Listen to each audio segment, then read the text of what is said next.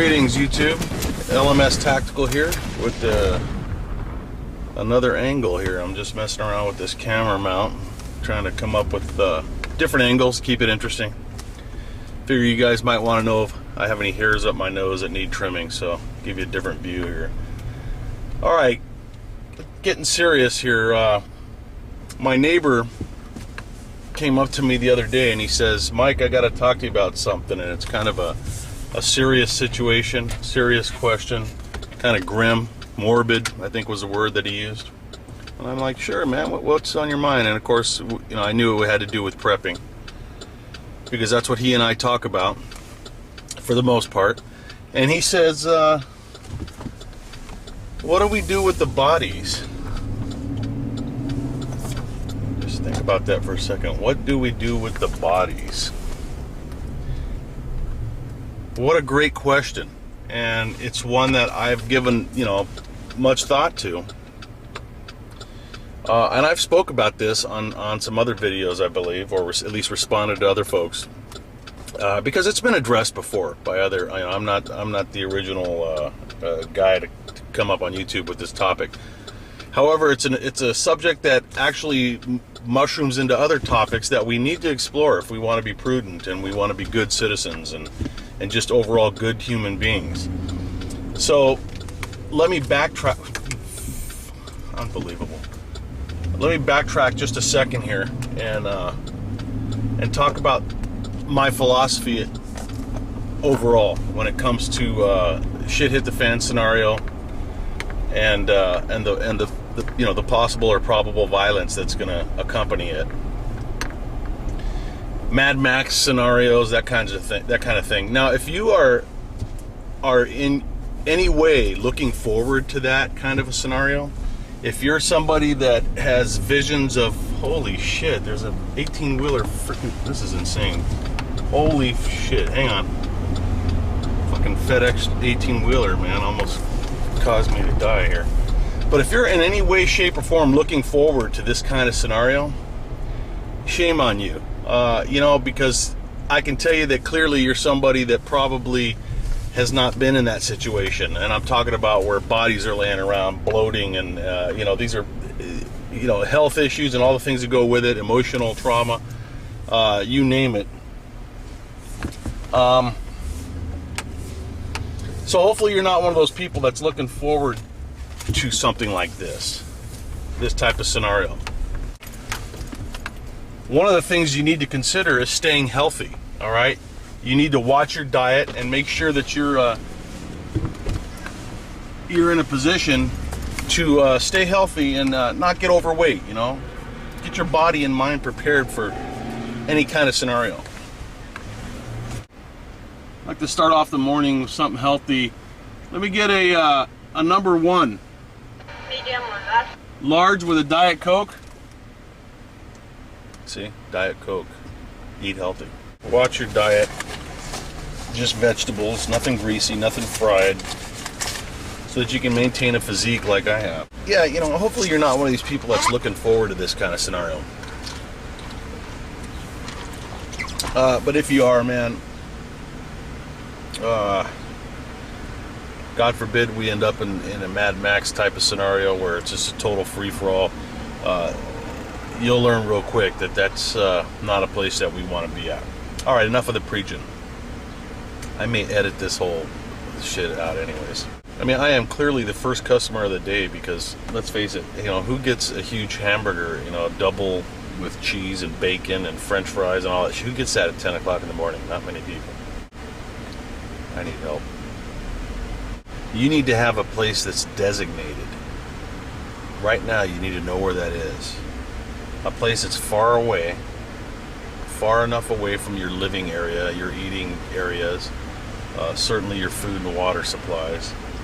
An area that is suitable, I mean, let's just call it what it is, suitable for a graveyard. And you need to have a few things pre-positioned, okay? You need to have some ponchos. Nobody's, you know, how many of us have body bags? You need some ponchos. Ponchos, you can go down to Harbor Freight or get them in cheaper than dirt. And these are good things to carry a bloody body. I mean, this is, I got to be honest with you. I mean, there's no way to clean this up. We're talking about people that have been shot. I want you to imagine, if you haven't seen that, imagine the worst case scenario where you got brains and blood and guts pouring out of human bodies. You don't want that biohazard on your skin. So hopefully you've prepared. Hopefully you've got rubber gloves. Again, I don't work for Harbor Freight, but they sell them there. Go on the internet, get these things in place now. I've got boxes and boxes of rubber gloves. You need those to treat people's wounds, and for the purpose of this conversation, we're talking about moving bodies. So you're going to want to put the body on a poncho. You're going to want to carry this body to the location that you've already prepped. You go out there, and if it, I would suggest that you do it under the cover of darkness. Depends on your location and if you're in the middle of an urban situation or a suburban situation. You don't want everybody seeing you do this because you're vulnerable. When you're digging graves and burying people, you're vulnerable. And if things have digressed to the point where you're burying one or more bodies, then you need to have your full-on condition red tactical cap on. Awesome. Thank you.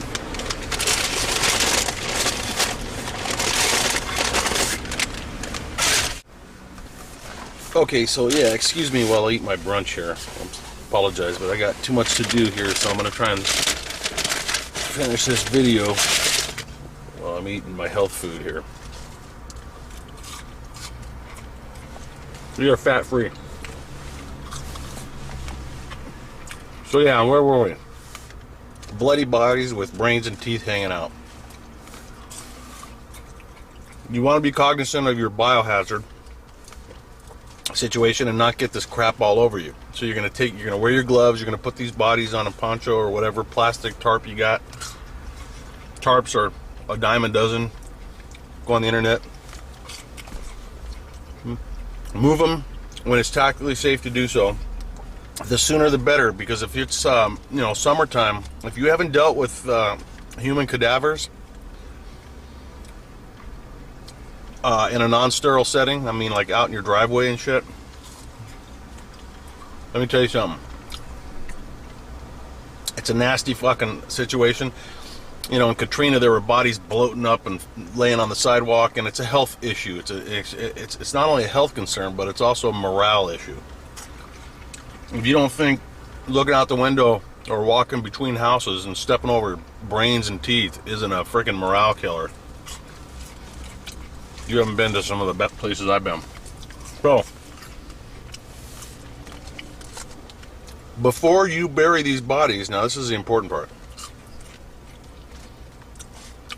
A body means, when you're dealing with a body, that means you took a life, right? And if you took a life, and I'm interested to see the responses I get on this part, because I stand firm on this. You're going to be held to answer, held accountable for what you've done, one way or another, at some point in time. You don't believe me? Look how long Saddam Hussein and his fucked up sons were running around raping and pillaging, and they'd go into weddings and rape the bride, and it's nasty shit, kill the groom, psychotic shit. Look how long that was going on. Saddam was king of the world. Do whatever you wanted. All of his sons met their fate at the hands of U.S. fighting men. Beautiful. And at the end of the day, Saddam himself had to march that long, cold march up those stairs to the hangman's noose, didn't he? Nuremberg trials, Nazis, World War II. They were living it up. Read a book called The Good Old Days. It'll make you puke, man, these fuckers. But they were on top of the world, these Nazis. Their day came, didn't they? Committing suicide, getting executed. So when you take a human life, hopefully you've put some heavy thought into it, and you're only going to do it when it's absolutely necessary. And I say this: do everything when it comes to self-defense. In a shit hit, this is all in a shit hit the fan scenario. Do everything as though you're being videotaped, and that'll keep you safe, okay? Because you want to be able to justify this. I don't care how bad the situation gets. You can picture the end of the world scenario where the entire government collapses and we start a new government. It doesn't matter. At some point, if we end up with a civilization that is even remotely something you'd want to live in, there's going to be rules and accountability, and you want to be on the good side. You want to be on the right and moral and the just side. So act accordingly. You don't want to go out and wanton, willy-nilly spray bullets into crowds of people and giggle and laugh because you saw a few of them drop. You're gonna be held accountable. And look, man, if you're not held accountable here, some of us believe you're going to be held accountable down the road, if you know what I mean. I don't want to get into a religious thing. But it's just the right thing to do if you're a decent person. So you want to be able to justify your actions. That means when you use deadly force and you're successful and you put somebody down, and I'm all about putting bad guys down, man. If somebody's fucking coming in to hurt me or mine, they will be going down hard. But what I'm going to do is, and I suggest you do this, is you document everything. You document the date, the time. Almost like in a police investigation, okay? You keep a log of your use of forces. And I'm going to explain why in a second. There's some reasons you may not be thinking of. But you're going to note what happened, when it happened, where it went down. And it doesn't have to be a full-blown official investigation. Something like on July 5th at 1840 hours, a car pulled into the driveway with multiple suspects in the vehicle. They were flashing their flashlight around. One of our party yelled out, "Hey, you guys need to leave. This is private property." At that point, 2 shots rang out from within the vehicle. Fearing, this is the key, fearing for my safety and the safety of those around me, I fired an unknown amount of rounds into the front windshield of that vehicle. At which point the back door opened up. 2 males took off running northbound, never to be seen again. Upon further investigation, discovered that there were 2 deceased males in the vehicle. That's it. You remove all of their identification, anything that can be used to identify them later. You Ziploc, you put that in a zip bag. And, hang on a second, I got somebody cleaning up out here. You put that in a Ziploc bag, and you maintain it, just like evidence, okay? You just keep it so that you know where it's at, and not just you. You bury the people that you put down, right? You make sure that those graves are marked and numbered and identifiable for down the road when law and order has been restored. Yeah. And as far as the weapons that these guys had, those are yours, man. I mean, we're talking about if it comes down to the point where there's no law enforcement to assist you, and there's no decent military people. In other words, if it's every man for himself scenario, man, when you put somebody down, whatever you find on their person in terms of that can be used valuable. I'm not talking about robbing people of their gold teeth. I'm talking about weapons and shit. Those are yours, man. And just notate it.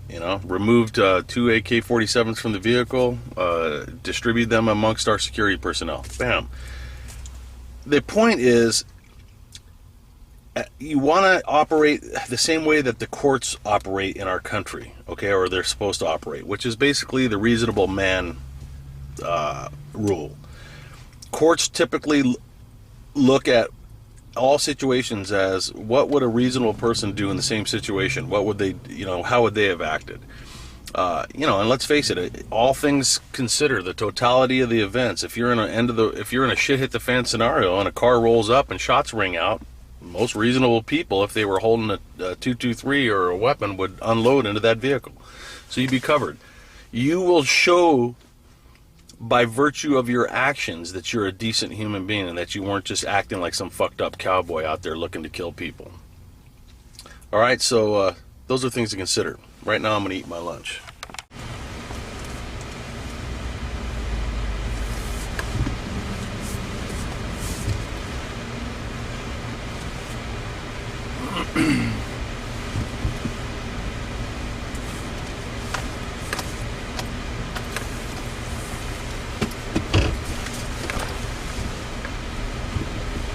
All right, so we've talked a little bit about the bodies. Hopefully you know by now, you've been giving this some thought, and if not, you need to start giving it some deep thought as to what actions you're going to take after the deadly confrontation.